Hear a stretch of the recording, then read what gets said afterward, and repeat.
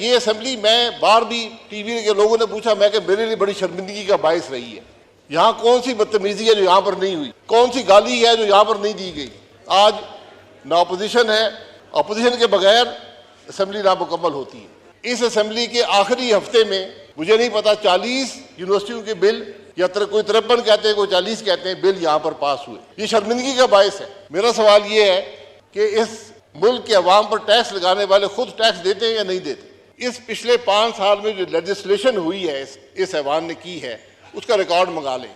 मैं आपको दावे से कहता हूं, एक कानून भी अवाम की सहूलत के लिए नहीं है, सब हुकूमत की सहूलत के लिए। लाइनें लगी हुई हैं असले की परमिट लेने के लिए।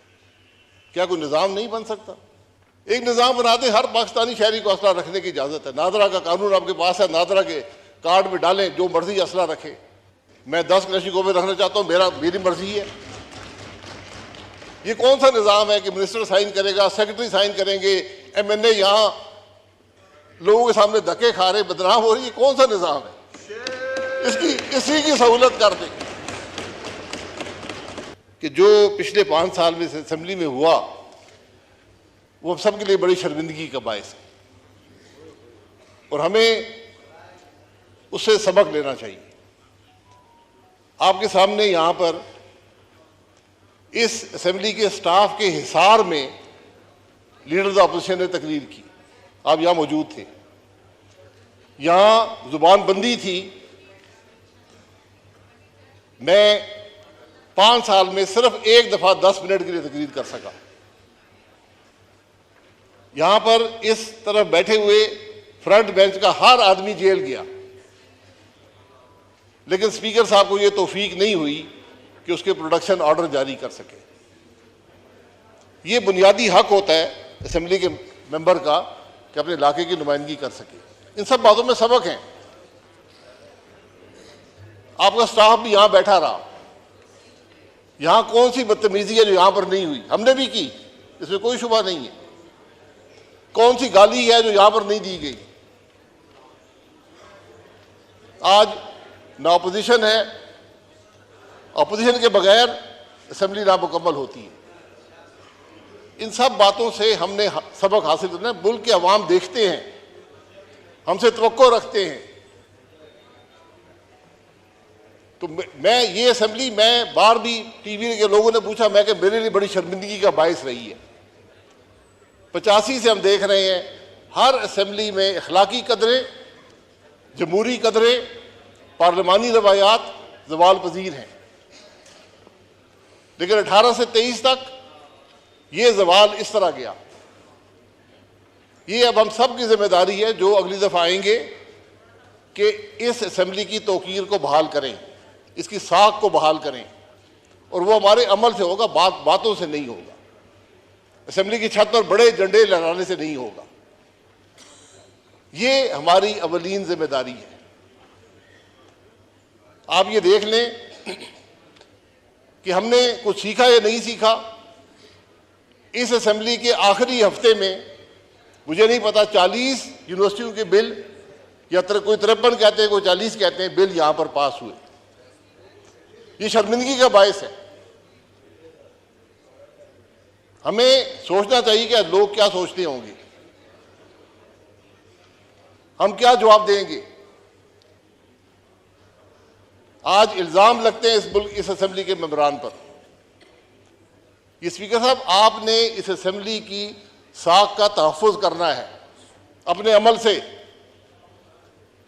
आपको रोकना चाहिए था इन बातों को।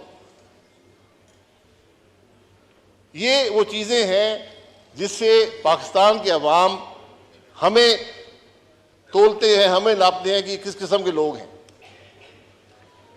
यहां आम तासुर ये है कि असेंबली के मेंबरान सारे करप्ट हैं।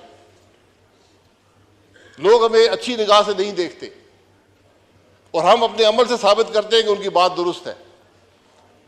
असेंबली के मेंबर की तनख्वाह क्या है, ये आपने कभी बताया किसी को? क्यों सेक्रेटरी साहब, क्या 60,000 रुपया, क्या कितनी तनख्वाह है? वो अलाउंसेस डाल के है ना, तनख्वाह क्या है? आप देख लें, तनख्वाह उससे कम है, मुझे भी तनख्वाह मिलती है, मैं जानता हूं। लोग ये समझते हैं कि अरबों रुपया ये लूट कर ले गए। ये वो चीजें हैं जो हमें लोगों को बतानी पड़ती हैं। क्या इस असेंबली का मेंबर अपने गाड़ी के खर्चा भी पूरा कर सकता है उस तनख्वाह से? ये सब बैठे हुए हैं। पाकिस्तान की हर असेंबली ने तनख्वाह, मैं तनख्वाह बढ़ाने की बात नहीं कर रहा, मैं एक हकीकत की बात कर रहा हूं। इसलिए असेंबली जब भी आए, आप मौजूद होंगे यहां पर, उनको अल्लाह करे आप भी स्पीकर रहें, उनको सबक दें कि इस असेंबली की बेतौकीदी ना हो, असेंबली का तौकीर जो है वो बहाल रहे। मैं पिछले स्पीकर साहब का नाम नहीं लेना चाहता, लेकिन जितना नुकसान उन्होंने इस हाउस को दिया है, तारीख में किसी नहीं दी। ये बदकिस्मती है। अगर आप पे हुकूमत का दबाव हो, कुर्सी छोड़ दें। मैं उनको कहा भी, यहां खड़े होकर कहा, मैं अगर आप पर यह दबाव है कि आप बोलने ना दें अपोजिशन के मेंबरान को, तो ये कुर्सी छोड़ दें। इसमें आपकी भी इज्जत होगी, हाउस की भी इज्जत होगी। ये वो सबक है जो हमने हासिल करने हैं। मैं स्पीकर साहब ये कहूंगा, ये ऐवान जो है, ये वाहिद इदारा है मुल्क का जो अवाम पर टैक्स लगाता है।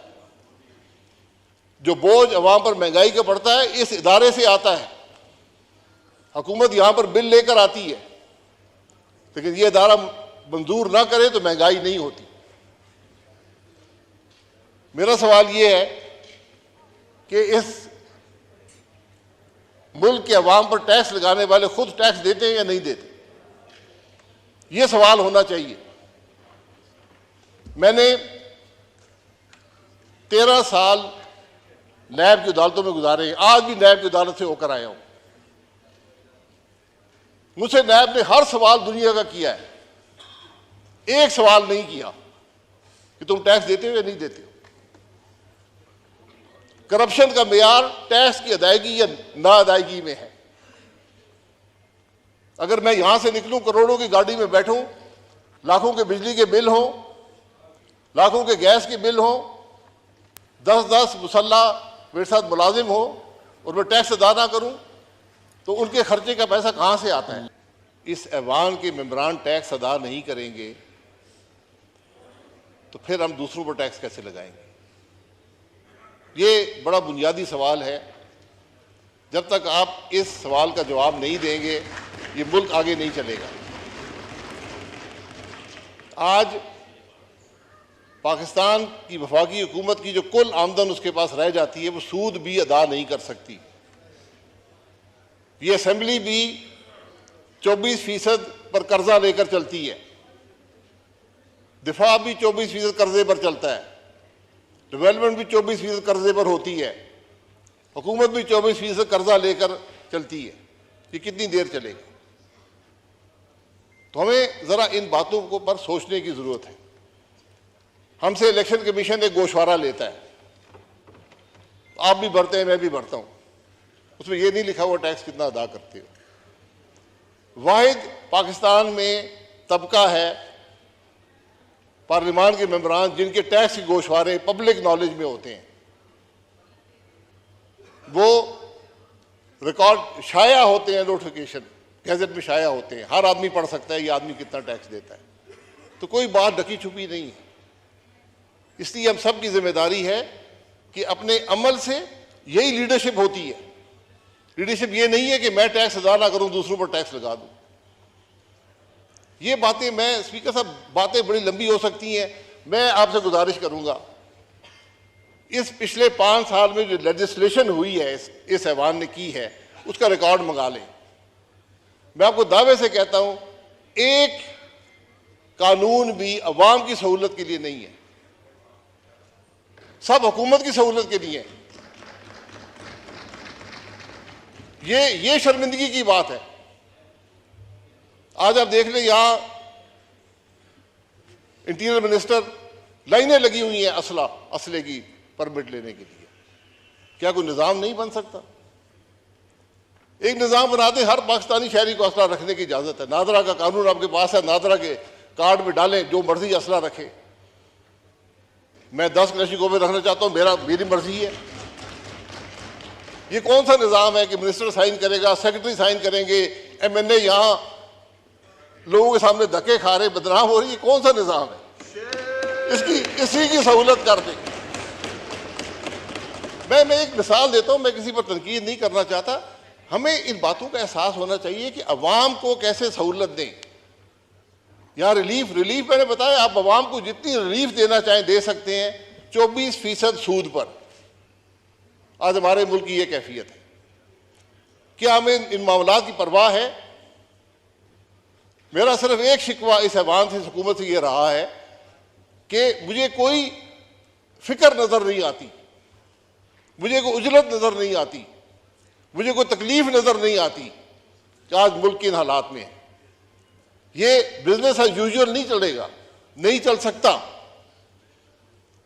आपको बुनियादी रिफॉर्म करने पड़ेंगे, बुनियादी तब्दीलियां करनी पड़ेंगी, हुकूमत के निज़ाम को बदलना पड़ेगा, सबको बैठकर मईशत के अगला रास्ता तय करना पड़ेगा। बहुत मुश्किल साल है पाकिस्तान के लिए। मेरा अंदाज़ा ये कम से कम 10 साल लगेंगे आपको हालात दुरुस्त करने में, उनकी सिमत दुरुस्त करने में। लोग 20 साल की बात करते हैं, हमने इस नहज पे पहुंचा दिया इस मामले को, और हम सब जिम्मेदार हैं कि जब हम बिल के लिए आय करते हैं तो हम उस बिल के जिम्मेदार होते हैं, उसके जो असरात हैं उसके हम जिम्मेदार होते हैं। इसलिए स्पीकर साहब, हमें इन बातों का एहसास होना चाहिए। हम सिर्फ हल्के तक महदूद नहीं हो सकते। हुकूमत अवाम के मामलात से अलहदगी इख्तियार नहीं कर सकती। जो कुछ माजी में हुआ वो सब, मैं हमेशा कहता हूं ट्रुथ कमीशन बना दें, मुल्क के अवाम को हकायक का पता चले कि इस मुल्क के हालात हैं क्या और क्यों हुए हैं। मैं बड़ी तल्ख हकायक है इस मुल्क के, लेकिन हमने अपनी तारीख को भी मसख कर दिया। हमें हकीकत का इल्म नहीं है कि मुल्क के अंदर हुआ क्या है, किसने क्या किया। सजाएं को छोड़ें, सजा जजा अल्लाह ताला पे छोड़ दें, लेकिन कम से कम हकायक तो अवाम के सामने रखें। ये आपका मैं बहुत मशकूर हूँ, ये चंद बातें रखनी थी, लेकिन जिम्मेदारी हम सब की है। अगर हम कोई गलत काम करेंगे, गलत भर्ती करेंगे, इस अवाम के मेंबर होकर, वजीर होकर हमने निज़ाम को तबाह कर दिया। लोगों का एतमाद उठ जाता है। आज अवाम का एतमाद हुकूमत के निज़ाम पर उठ गया है। आपको उसको दुरुस्त करना है, लेकिन दुरुस्त बातों से नहीं होगा, उल्टे सीधे कवानीन बनाने से नहीं होगा, अमल से होगा। ये बात जो भी कल ऐवान में आए उनको आप ज़रूर हमारी तरफ से पैगाम दें कि जनाब ये बातें हैं, आप सिमत दुरुस्त करें, मामले को आगे चलाएं, फिर मुल्क की दुरुस्ती होगी। बहुत शुक्रिया।